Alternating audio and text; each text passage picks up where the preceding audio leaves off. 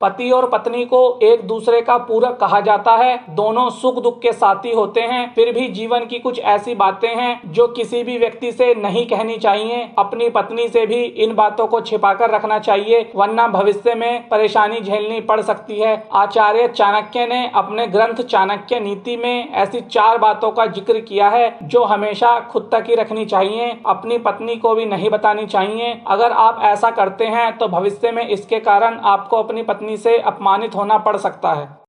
आचार्य चाणक्य का कहना था, अगर आपकी कोई कमजोरी है तो उस कमजोरी को खुद तक ही रखें, इसे अपनी पत्नी को भी ना बताएं। अगर आपकी पत्नी को आपकी कमजोरी पता चल गई तो वो अपनी बात मनवाने के लिए आपकी कमजोरी पर ही प्रहार करेगी, आपको बात बात पर सुनाएगी। इसलिए अपनी कमजोरी कभी किसी को ना बताएं। अपनी कमाई के विषय में भी आपको अपनी पत्नी को कभी नहीं बताना चाहिए। अगर उसे आपकी कमाई पता चल गई तो वह उस पर अधिकार जताते हुए आपके तमाम खर्चों को रोकने का प्रयास करेगी। इस कारण कई बार जरूरी कामकाज पर भी असर पड़ सकता है। दान का महत्व तभी होता है जब उसे गुप्त रूप से किया जाए। आप अपने किए हुए दान के बारे में कभी पत्नी को भी ना बताएं, इससे आपके दान का महत्व तो कम होता ही है, साथ ही कई बार आपकी पत्नी दान पर किए गए खर्च की दुहाई देकर आपको भला बुरा कह सकती है।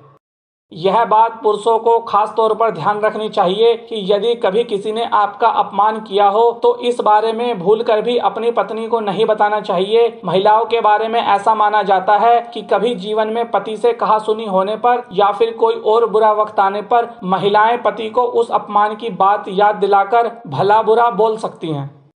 दोस्तों, वीडियो पसंद आई है तो चैनल को सब्सक्राइब करके जरूर जाएं। धन्यवाद।